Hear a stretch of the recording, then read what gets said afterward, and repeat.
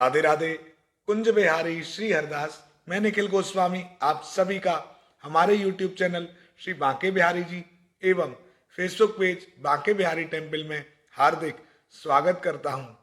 कल की वीडियो में हम सभी ने कार्तिक मास महात्म की संपूर्ण कथा के अंतर्गत प्रथम एवं द्वितीय अध्याय की कथा का आनंद लिया था।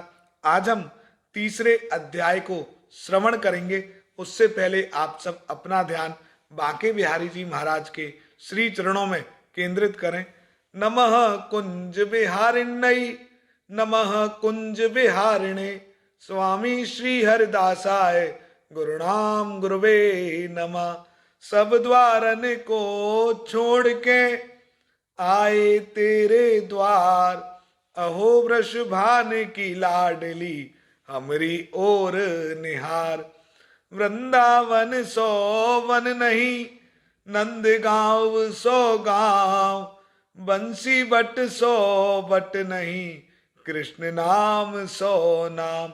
बोलिए श्री बांके बिहारी लाल की जय। तीसरा अध्याय। सत्यभामा बोली, हे भगवान, आप काल स्वरूप हैं, काल के संपूर्ण भाग समान है, तब फिर कार्तिक मास ही क्यों श्रेष्ठ है? हे देव, सब तिथियों में एकादशी और सब महीनों में कार्तिक का महीना ही आपको प्रिय है। श्री कृष्ण बोले, हे कांते, तुमने बहुत अच्छा प्रश्न किया है।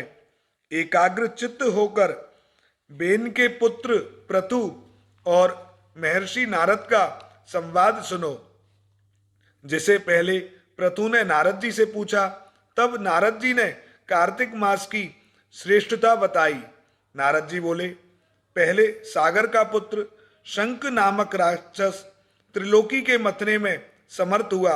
उसने संपूर्ण देवताओं को जीतकर स्वर्ग से निकाल इंद्र आदि संपूर्ण लोकपालों के अधिकार अपने हाथ में कर लिए। सब देवता उसके भय के मारे अपने अपने स्त्री पुत्र आदि को लेकर बहुत वर्ष पर्यंत सुमेरु पर्वत की गुफाओं में वास करते रहे।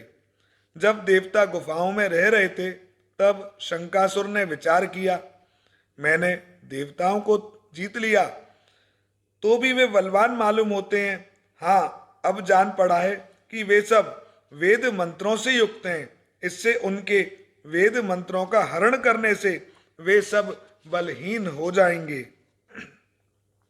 ऐसा विचार कर वह असुर विष्णु भगवान को नींद से ग्रस्त देख स्वयंभू ब्रह्मा जी के लोक में जाकर वहां से वेदों को निकालकर चलने को तत्पर हुआ।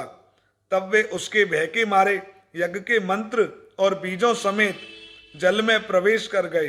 तब तो वह शंकासुर भी उन्हें ढूंढता हुआ समुद्र के भीतर विचरने लगा, परंतु वे वेद एक स्थान पर कहीं भी प्राप्त ना हुए। पीछे से ब्रह्मा जी सब देवताओं को संग लेकर और पूजा की सब सामग्री इकट्ठी कर बैकुंठ में भगवान विष्णु की शरण में गए। वहां उनके जगाने के निमित्त सब देवता गाने बजाने लगे और गंध धूप बार बार देने लगे। उनकी भक्ति से संतुष्ट होकर भगवान ने नेत्र खोले। तब सब देवताओं ने विष्णु भगवान के दर्शन किए और उनकी पूजा करके दंडवत पृथ्वी पर गिर पड़े। तब तो माधव भगवान उनसे कहने लगे, हे देवगण, मैं तुम्हारे भजन कीर्तन आदि कार्यों से बहुत प्रसन्न हुआ हूं। मैं आप लोगों की मनोकामना पूर्ण करूंगा। आश्विन शुक्ल पक्ष की एकादशी से देव उठनी एकादशी तक पहर भर रात्रि जब शेष रहे, तब से जो मनुष्य तुम्हारी तरह भजन और कीर्तन करेंगे, वे मुझे प्रसन्न कर मुझको ही प्राप्त होंगे। शंकासुर जिन वेदों को हर लाया है, वे सब जल में स्थित हैं। उन्हें मैं शंकासुर को मारकर लाऊंगा। अब से बीज मंत्र समेत सब वेद प्रतिवर्ष कार्तिक के महीने में सदा जल में निवास करेंगे। मत्स्य रूप धारण कर मैं जल में जाता हूं। तुम संपूर्ण मुनियों को लेकर संग में आओ। इस लोक में जो अच्छे मनुष्य प्रातःकाल स्नान करते हैं, वे निश्चय अक्षत स्नान के फल को प्राप्त होते हैं।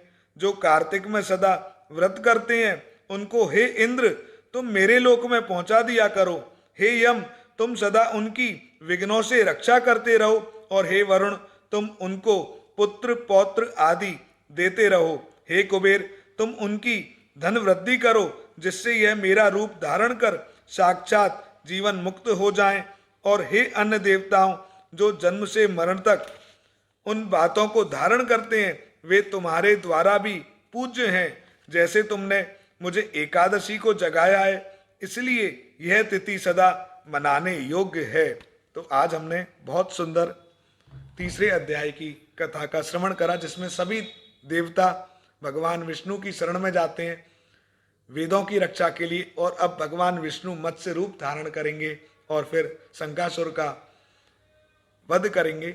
आगे की कथा हम कल सुनेंगे। श्री बांके बिहारी जी महाराज की असीम अनुकंपा आप सभी पर बरसती रहे, और हमारा तो कार्तिक मास महात्म्य की जो हम कथा करते हैं या सुनते हैं, उनका उद्देश्य केवल ठाकुर जी की असीम भक्ति को प्राप्त करना है, कि हम सदैव प्रत्येक जन्म में ठाकुर जी की भक्ति करते रहें, उनकी सेवा करते रहें, उनकी कृपा हम पर सदैव बरसती रहे। कुंज विहारी श्री हरदास। जय जय श्री राधे।